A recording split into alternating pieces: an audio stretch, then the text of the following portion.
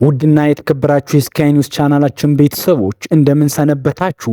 በአገር ውስጥና በውጭ ሀገር ሆናችሁ እውነተኛውን ሚዛናዊና ወቅታዊ መረጃ ለማግኘት እኛን የመረጣችሁ ሁሉ ሰላምና ጤና ለእናንተ ይሁን እያል በዛሬው ዕለት የደረሱንን እጅግ አንገብጋቢ አነጋጋሪ ሀገራዊና ዓለም አቀፋዊ መረጃዎችን ይዘንላችሁ ቀርበናል። እስከ ቪዲዮ ፍጻሜ ድረስ አብራችሁን ቆዩ።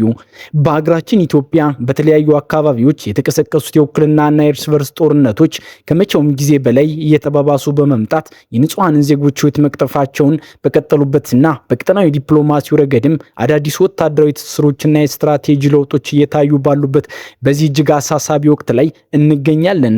የገዢው የብልጽግና ፓርቲ ከፍተኛ ባለስልጣናትና ወታደራዊ ጀነራሎች ተጠባባቂ ኃይል ወይም ደግሞ ተጠባባቂ ጦር እያሉ የሚጠሩት የጸጥታ መዋቅር በአማራና በኦሮሚያ ክልሎች ውስጥ በተከፈቱበት ተከታታይ የደፈጣና የሽምቅ ጥቃቶች ሳቢያ ለከፍተኛ መስዋዕትነትና አደጋ መጋለጡ ታውቋል። በተለይም በአማራ ክልል በተለያዩ ቀጠናዎች የፋኖ ኃይሎች በሰነዘሩት ጥቃት ከፍተኛ ወታደራዊና የፖለቲካ አመራሮች ጭምር መገደላቸው የተረጋገጠ ሲሆን የአሰቃቂ እርስ በርስ ግጭት አባት ከልጅ ወንድም ከወንድም ጋር እንዲጋደል ያደረገና ማህበራዊ ትስስሩን የናደ መሆኑን የደረሱን መረጃዎች በስፋት ያመላክታሉ። ገዢው አገዛዝ ስልጣኑን ለማስጠበቅና ህልውናውን ለማራዘም ሲል አርሶ አደሩና ሚሊሻውን ያላንዳች በቂ ወታደራዊ ስልጠና ወደ ጦርነት በመማገድ ይህ የፖለቲካ ቁማር በየቀኑ በሺዎች የሚቆጠሩ ኢትዮጵያውያን እንዲቀጥፍ እያደረገ ይገኛል። ይህ በአማራና በኦሮሚያ ክልሎች ውስጥ እየተካሄደ ያለው ደም አፋሳሽ ውጊያ ሟችም ገዳይም የአንድ አካባቢ ዜጎች እንዲሆኑ በማድረግ ረገድ ትልቅ ሴራ የታየበት ሲሆን ተንታኞች በስፋት ይህንን እየገለጹ ይገኛሉ። ባለፉት ቀናት በአማራ ክልል ውስጥ የሚገኘው የሚሊሻ ኃይል እጅግ አሳዛኝና ከባድ የሚባል ጉዳት ማስተናገዱም ተገልጿል። የብልጽግና ፓርቲ ስራ አስፈጻሚ አባልና ከፍተኛ አመራር የሆኑት አቶ ተመስገን ጥሩነህ በባህር ዳር ከተማ ተገኝተው ሚሊሻ ሀገር ስትደፈር ማረሻና መዶሻውን ጥሎ ክላሽ የሚያነግብ የሀገር ጥሪ ሲመጣ ወደ ግንባር ፈጥኖ የሚተም የጉተራችን ኃይል ነው በማለት የፕሮፓጋንዳ ንግግር እያደረጉ በነበሩበት ተመሳሳይ ሰዓት ከባህር ዳር ከተማ እጅግ ቅርብ ርቀት ላይ በሚገኘው ይቫብ በተባሉ የሚሊሻዎች ማሰልጠኛ ካምፕ ላይ ከፍተኛ የተኩስ ልውውጥና ጥቃት ተከፍቶ በቁጥር ያልታወቁ የሚሊሻ አባላት ተገድለዋል። በተመሳሳይ ሁኔታ በደቡብ ወሎ ዞን ተሁለደሬ ወረዳ ሮቢት ተብሎ በሚጠራው ስፍራ ላይ በደረሰ ድንገተኛ ጥቃት በርካታ የሚሊሻ አባላት ለህልፈትና ለከፍተኛ አካል ጉዳት የተዳረጉ ሲሆን በሰሜን ሸዋ አንጾኪያ ገምዛ ወረዳና በምንጃር ሸንኮራ ቀጠና ከብርህት መተከል አቅራቢያ በተፈጸመ የደፈጣ ጥቃት የመከላከያ ሰራዊትና አባላትን ጨምሮ ሌሎች የክልሉ ጸጥታ ኃይሎች በከፍተኛ ሁኔታ ሰለባ ሆነዋል። የፋኖ ኃይሎች በበኩላቸው በወጡት ወታደራዊ መግለጫ መነሻነት በኦሮሚያ ክልል ሰሜን ሸዋ ዞን ሰላሌ ቀጠና በተለይም በደብረ ሊባኖስና በአካባቢው በሚገኙ ስራዎች ላይ መጠነ ሰፊ ወታደራዊ ዘመቻዎችን ማከናወናቸውን ይፋ አድርገዋል። ከአዲስ አበባ ከተማ እስከ 150 ኪሎ ሜትር ራዲየስ ውስጥ ባሉ በእነዚህ ስልታዊ ቀጠናዎች ላይ የተከፈተውን ጥቃት ተከትሎ የብልጽግና የወረዳ አመራሮችና ባለስልጣናት አካባቢያቸውን ጥለው ወደ ፍቼ ከተማ መሸሻቸውን የፋኖ ሪፖርት ያመላክታል። በሌላ በኩል ደግሞ የኦሮሞ ነጻነት ሰራዊት ወይም በተለምዶ የኦሮሞ ነጻነት ጦር አባላት ከርዕሰ መዲናው አዲስ አበባ በቅርብ ርቀት ማለትም በ100 ኪሎ ሜትር ራዲየስ ክልል ውስጥ በሚገኙ የሸዋ አካባቢዎች ላይ ተደጋጋሚ ጥቃቶችን ያደርሱ መሆኑ የሚታወቅ ሲሆን ይህም የገዢውን አገዛዝ ወታደራዊ የበላይነትና የቁጥጥር አቅም በእጅጉ ፈትኖታል። ከዚህ በተጨማሪም በጎጃም ቀጠና ደብረ ማርቆስ ከተማ አቅራቢያ ሊባኖስ በተባለ ስፍራ በአድማ ብተና ፖሊስ አባላት ላይ የተፈጸመውን የሽምቅ ጥቃት ተከትሎ የሻለቃ አመራሮችን ጨምሮ በርካታ የአድማ ብተና አባላት መገደላቸው ተዘግቧል። እነዚህ ሁሉ መጠነ ሰፊ ወታደራዊ ኪሳራዎች በአገዛዙ መገናኛ ብዙሃን ሙሉ በሙሉ ተደብቀው የሚገኙና ሀገሪቱ ሰላም ናት በሚል የሐሰት ትረካ የሚሸፈኑ መሆናቸውን የፖለቲካ ታዛቢዎች በቁጭት ይገልጻሉ። በሌላ እጅግ አንጋጭና ወሳኝ በሆነ ቀጠናዊ ጉዳይ የኤርትራው ፕሬዝዳንት ኢሳያስ አፈወርቂ ለአፍሪካ ቀንድና ለቀይ ባህር ደህንነት እጅግ ከፍተኛ ሚና አለው የተባለለትን ድንገተኛ ይፋዊ ጉብኝት ለማድረግ ወደ ግብጽ ካይሮ አቅንተዋል።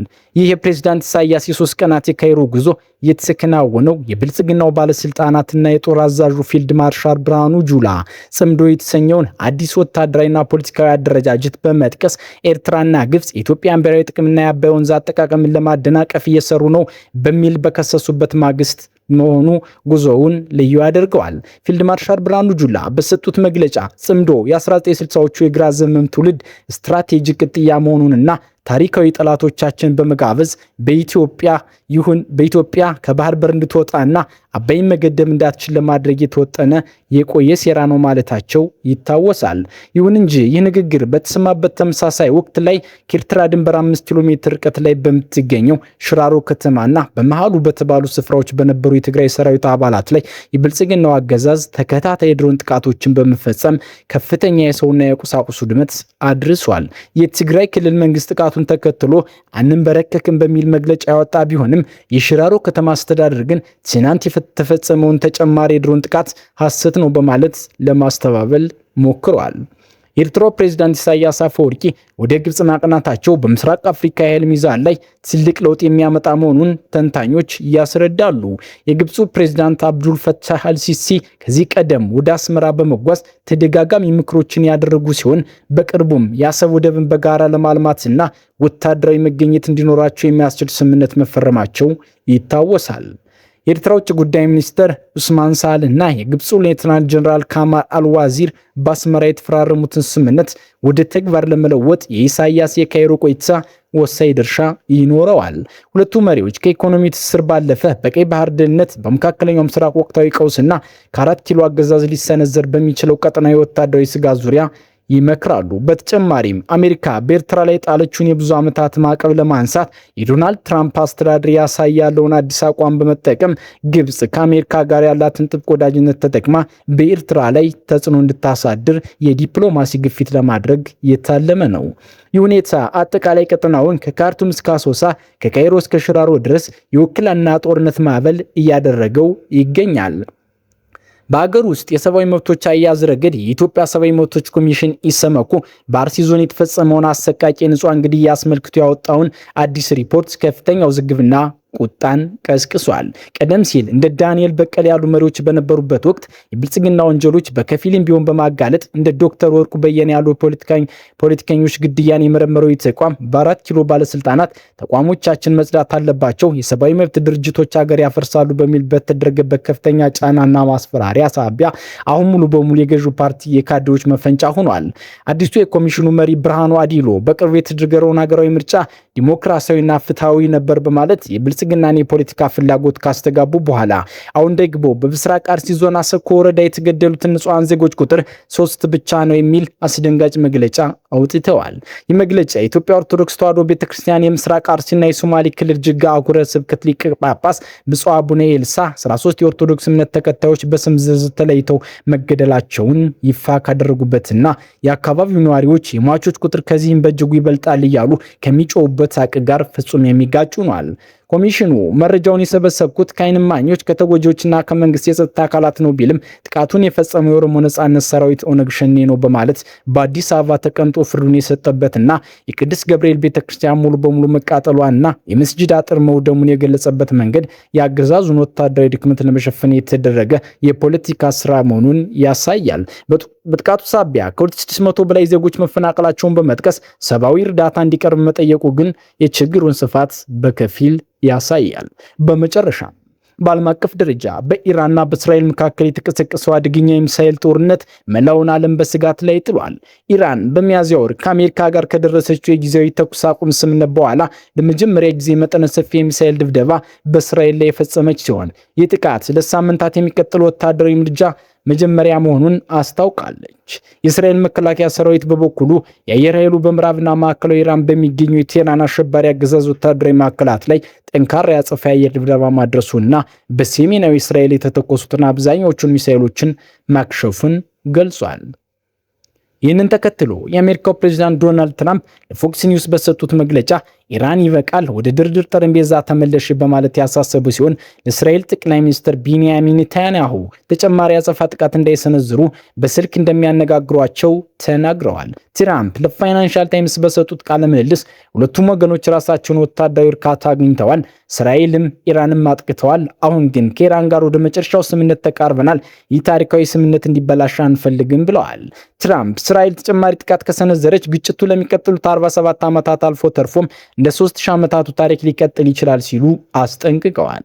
ይሁን እንጂ የእስራኤል ጦር አዛዥ ሌተናንት ጀነራል አልሚዛር ጠላትን በቁርጠኝነት ለመምታት ትዕዛዝ እንደተሰጣቸው በመግለጽ ጦርነቱ ገና ለማብቃቱን ጠቁመዋል። የተወደዳችሁና የተከበራችሁ የስካይ ኒውስ ቻናላችን ቤተሰቦች እና ታዳሚዎች የዕለቱን አንኳርና ወቅታዊ ሀገራዊ እንዲሁም ዓለም አቀፋዊ መረጃዎች በዚህ መልኩ አደረስናችሁ። ወደ እናንተ የምናደርሳቸው መረጃዎች በጥራትና በስፋት እንዲቀጥሉ እንዲሁም ሁልጊዜም ያልተሰሙ እውነተኛና ሚዛናዊ መረጃዎችን ቀድማችሁ እንድታገኙ ቻናላችንን ሰብስክራይብ በማድረግ የደወል ምልክቱን በመጫን ቤተሰብ እንድትሆኑ በአክብሮት እንጠይቃለን። ይህንን ቪዲዮ ላይክ በማድረግ ሌሎች እንዲደርስ ሸር በማድረግና በአርጂውን የጽዋን ግድያ በፋኖና በሚሊሻ ውጊያ እንዲሁም በኢሳያስ አፈወርቂ የካይሮ ጉዞ ዙሪያ ያላችሁን ማንኛውንም አስተያየትና የተሰማችሁን ስሜት ከታች ባለው የኮሜንት መስጫ ላይ በማስፈር አብሮነታችሁ እንድታሳዩን እንፈልጋለን። ሀገራችንና ኢትዮጵያን ያስባት፣ ሰላም ያሰማን። በያላችሁበት መልካም ጊዜ ይሁንላችሁ። ስካይ ኒውስ መረጃን ከምንጩ